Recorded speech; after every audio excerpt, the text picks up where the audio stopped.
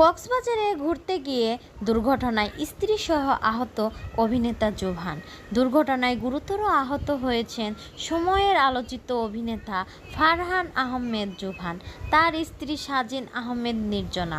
তারা ঢাকার একটি হাসপাতালে চিকিৎসা নিচ্ছেন। প্রথম আলোকে তথ্যগুলো নিশ্চিত করেছেন এই অভিনেতা। জোভান জানান, ঈদের পর কাজের চাপ রাখেনি, এই সময়টা পরিবারের সঙ্গে কাটাচ্ছিলেন। স্ত্রীকে নিয়ে ঘুরতে গেছিলেন কক্সবাজারে। সেখানে মেরিন ড্রাইভ রোডে তার সঙ্গে মোটরসাইকেলের দুর্ঘটনা ঘটে।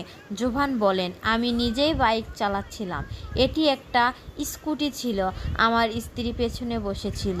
আমার মেরিন ড্রাইভ রোডের হিমছড়িতে ছিলাম।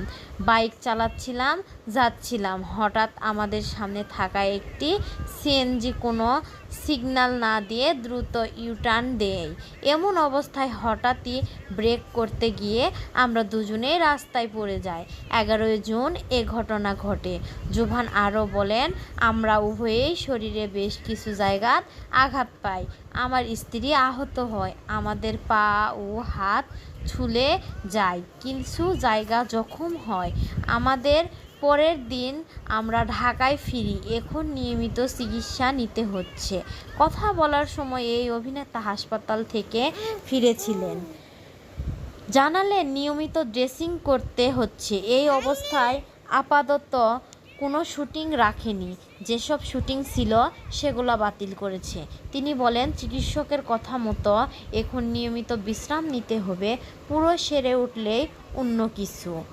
এই দুর্ঘটনা থেকে গুরুত্বপূর্ণ শিক্ষা নিয়েছেন। জোভান বলেন, দুর্ঘটনাটি আমাকে একটি গুরুত্বপূর্ণ শিক্ষা দিয়েছে। রাস্তায় আমরা অনেক সময় ভাবি আরেকটু স্পিডে গেলে কি হবে, বা আমি তো ভালোই চালাই, কিন্তু দুর্ঘটনা কখন কিভাবে কার সঙ্গে ঘটবে তা কেউ জানে না।